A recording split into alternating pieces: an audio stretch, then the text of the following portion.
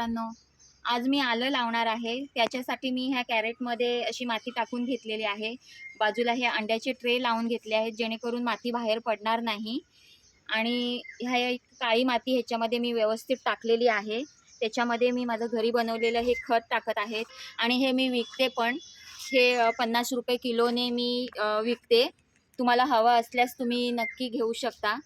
अशा प्रकारे आता हे खत ह्याच्यामध्ये मी मिसळून घेत आहे।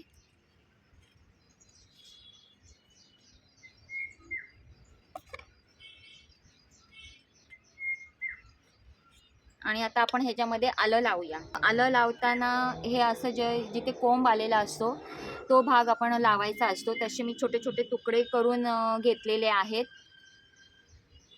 हे बघा, इथे हा कोंब आलेला आहे, हा इथे आलेला आहे। आता हे लावताना साधारण 2 आल्याच्या तुकड्यांमध्ये 4-4 इंचाचा फरक असला पाहिजे। बाजूला 4 आणि साईडला 4, जेणेकरून त्याला वाढण्यासाठी मुभा मिळेल।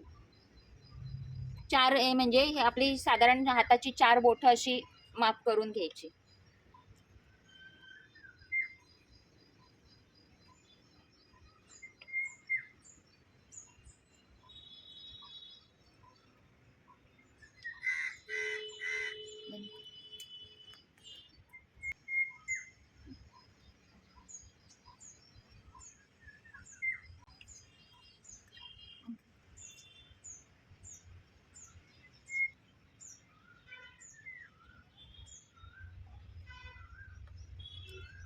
एक 2 3 4 ह्या साईडला 4 आणि ह्या साईडला 4 असे मी 8 आल्याचे तुकडे लावलेले आहेत। त्याच्यावर आता थोडी थोडी माती टाकायची।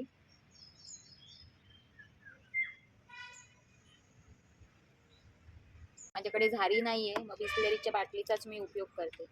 असं पाणी टाकल्यामुळे बियाणं आपलं हलत नाही, तिथेच रुजतं।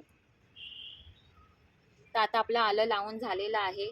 तुम्हाला जर हा व्हिडिओ आवडला तर लाईक, शेअर आणि सबस्क्राईब करा। नमस्कार।